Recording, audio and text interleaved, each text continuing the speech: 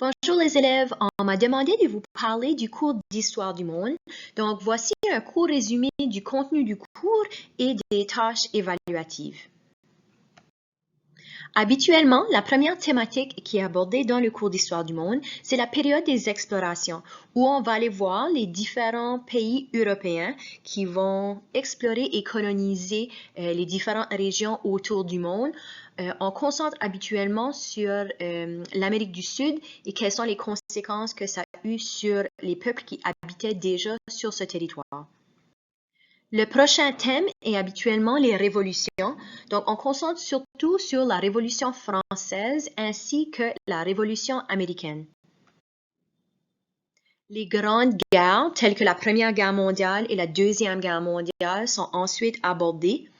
On est capable de voir c'est quels groupes qui ont participé, les causes, les conséquences, les impacts qu'il va avoir à court et à long terme aussi. On ne peut pas parler de la Deuxième Guerre mondiale sans parler de la Shoah. Plusieurs reconnaissent cette partie de l'histoire ici comme l'Holocauste.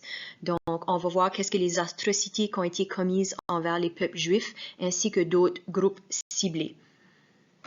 La dernière thématique qui est abordée dans le cours, c'est la lutte pour les droits. On concentre surtout sur l'évolution des droits des Afro-Américains. C'est certain, si on a le temps, on est capable de parler de l'apartheid en Afrique du Sud et de d'autres régions où les gens ont travaillé très fort pour obtenir plusieurs droits et libertés pour leur peuple significatif.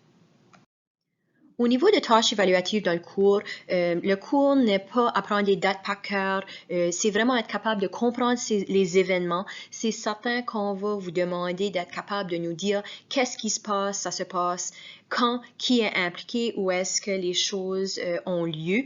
Les événements, nous allons surtout analyser c'est quoi les causes, c'est quoi les conséquences, donc les impacts positifs, négatifs.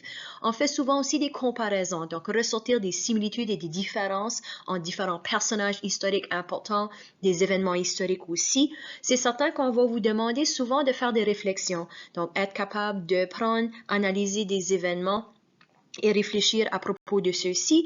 Et la majorité du temps, il va avoir un projet semestriel où vous allez avoir l'opportunité d'analyser des personnages ou des événements plus en profondeur.